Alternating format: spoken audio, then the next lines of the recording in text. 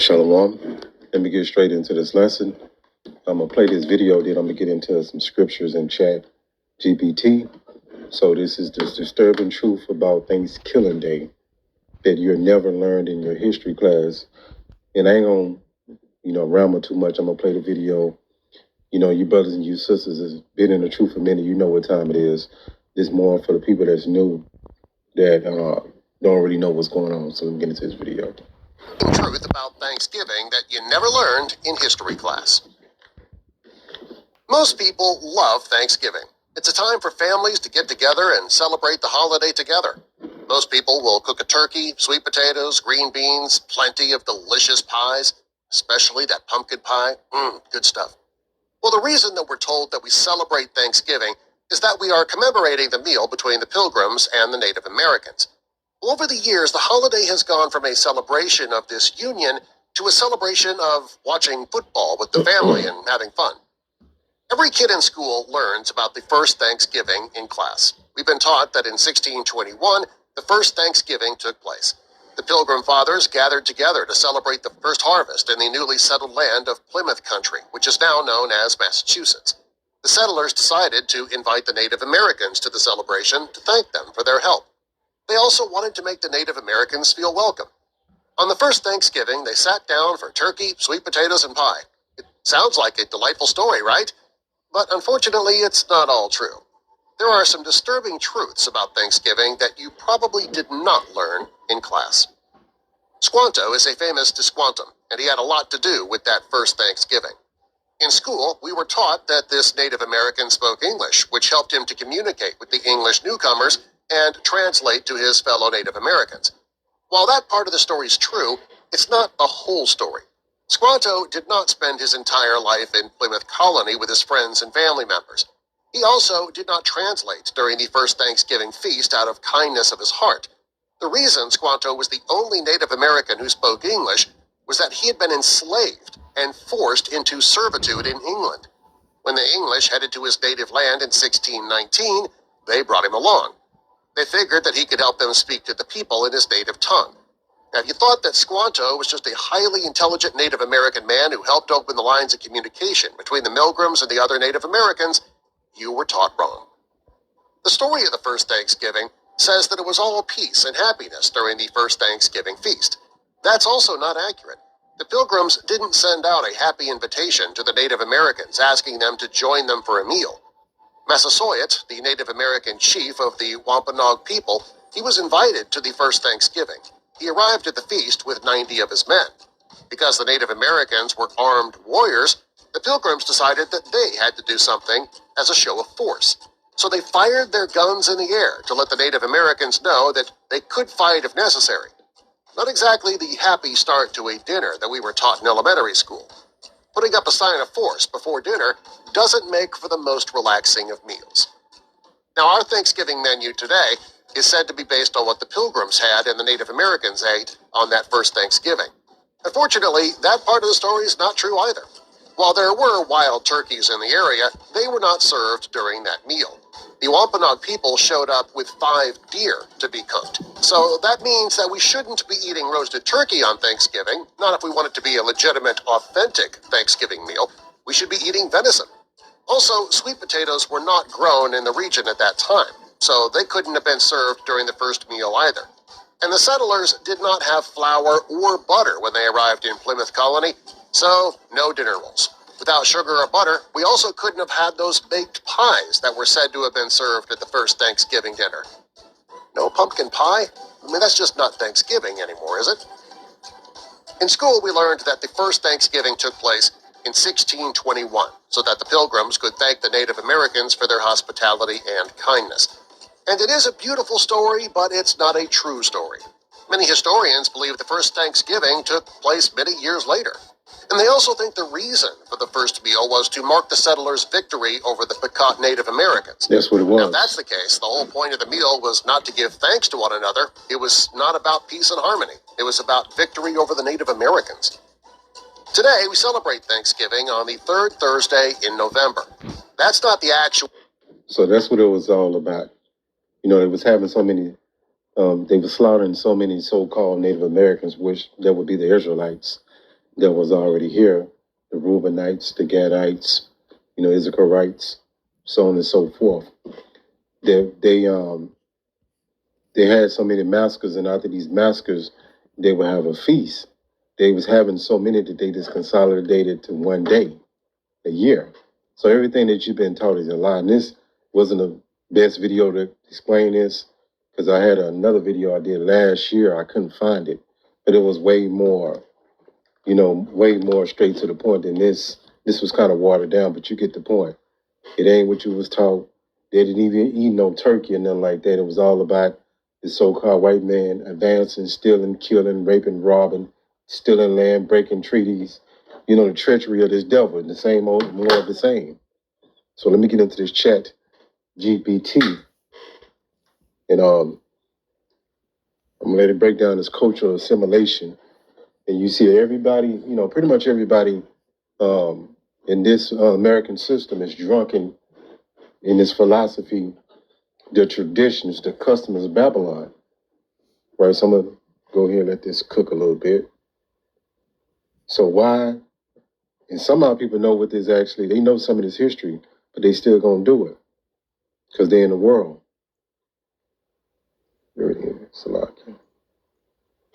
Let this load up, then I'll break this down in 3 parts. 1, how European Western culture conditioned people, Black, Hispanic, Latino, Indigenous, to celebrate their holidays. 2, the spiritual meaning behind it, according to Scripture. 3, why it feels like a spell or stronghold that's hard for people to break out of. I'll keep it historical, biblical, and psychological, not hateful, just truthful. Number 1, how Europeans shaped the mindset of Black, Hispanic, Ash, and Native people into celebrating their holidays. A, cultural assimilation through force. When Europeans took control of lands and Edomites, they didn't only dominate physically, they dominated culture, language, religion, and identity. They taught enslaved Africans, indigenous people, and Latin American populations that their own traditions were evil, savage, or pagan. European religion and celebrations were civilized and mandatory. Obeying European customs made you acceptable and safe. Indigenous children were sent to boarding schools where their hair was cut, their languages were banned, their spiritual practices were punished. They were taught to celebrate European holidays like Thanksgiving and Christmas. Black people under slavery were taught a modified form of Christianity, stripped of empowerment, to adopt the master's calendar, the master's religion, and the master's celebrations Latin America experienced. Forced Catholic conversion, European imposed holidays replacing indigenous traditions. B, cultural repetition, creates identity confusion. If a people are under a system for generations, they begin to believe, open quote, this is normal, this is what everybody does. Close quote, your grandparents did it, your parents did it, you grew up doing it. So the practice becomes self-reinforcing, not because it was originally theirs, but because it was inherited through domination. C, holidays become emotional attachments, not historical truth. You hear that? Even if the holiday has a dark origin, people cling to family gatherings, food. See, a lot of people are bound to their families. That's why we've been set free from that. We love not the world, neither the things that are in the world. Do that mean you walk around and say, I hate everybody? No. That means you have to have a separation from your actions, your behaviors, than the people in the world. That's what makes us holy, separate, set apart. Is the way we carry ourselves, the things that we do and the things that we don't do. It ain't just lip service. Childhood memories, social pressure, the desire to fit in. This emotional connection overrides the truth. Number 2, the spiritual undercurrent. Why Scripture warns against following man-made holidays. From a biblical standpoint, this is the core. The world has its own system and God has his. They do not mix. The Edomites got their own pagan days that they indoctrinated. This chat GPT be cooking, boy. And this is why these people are under a spell. They under this magic. They under enchantments. Going back into the book of Isaiah 47, I think that's 12. One of my favorite scriptures. Already warned about this. God told his people repeatedly, open quote, learn not the way of the heathen. Jeremiah 10 verse 2, do not follow the traditions of men. Mark 7 verse 7 to 9, come out of her, my people. Revelation 18:4, close quote. But that scripture is not what that means, but because it's going off on that. But let me see something real quick. Let me just scroll down to where it's at. Yeah, because Jeremiah 10:2 is applicable, and you can throw Mark 7:7, but not Revelations 18:4. So let's keep going. This isn't about hating other groups. It's about recognizing spiritual influence. Worldly holidays are part of a man-made system. Most major Western holidays are not in the Bible, are tied to colonialism, violence, or pagan roots, are made to keep people spiritually distracted, not enlightened. Thanksgiving equals false historical narrative. Christmas is adapted from pagan Saturnalia. Easter is fertility goddess traditions mixed with Christianity. None of these were commanded by God. God already gave his own holy days in Scripture. See. And you ask these Christians that say they believe in the Bible, especially our people, name me one holy day that's in the Bible that we celebrated. They can't. They're gonna look at you like you got 10 heads because they don't believe in the Bible. They think they do, but they actually believe in a religion of Christianity that uses the Bible as a tool or a prop, but yet has different doctrines, false doctrines integrated inside of it, and people don't know the difference. Let's keep going. The spiritual meaning, conformity to the world. Romans 12:2 says, open quote, be not conformed to this world, close quote. Holidays like Thanksgiving and Christmas keep people spiritually asleep, emotionally bound, culturally controlled, distracted from God's actual commandments. These celebrations put your mind into the world's rhythm, not God's. Number 3, why it feels like a spell. Psychological, spiritual, and historical strongholds. A, generational programming. A belief repeated for 5 to 10 generations becomes normal, expected, tradition, part of identity. That's how brainwashing works. You pass it down without questioning it. B, social pressure and fear of rejection. It is? People fear being the outcast, disappointing family, being judged, losing community. That's what a lot of Jacob, that's why I say, what's the scripture say, he that loved his mother and his father more than me is not worthy to be my disciple, something along those lines. I think I'm going to get that, because let me get that real quick. And it's a reality check for a lot of you Jakes, a lot of our people that's bound to their family. They have become slaves for their family to meet their approval. You're supposed to separate from that madness. That don't mean you go around and disrespect your mother and your father and stuff like that. No, there has to be some order there. But you can't let them influence you to do idolatry. You have to have your own mind. Matthew 10:37. He that loveth father or mother more than me is not worthy of me. That's Yahushua. And he that loveth his son or daughter more than me is not worthy of me. So when you put these things above the Lord, you know what I'm saying, that you have made that's your idol. That's where your heart is at, so to speak, right? Matthew 10:38. And he that taketh not his cross and follow after me is not worthy of me. So we're going to get persecuted. They're going to call us crazy.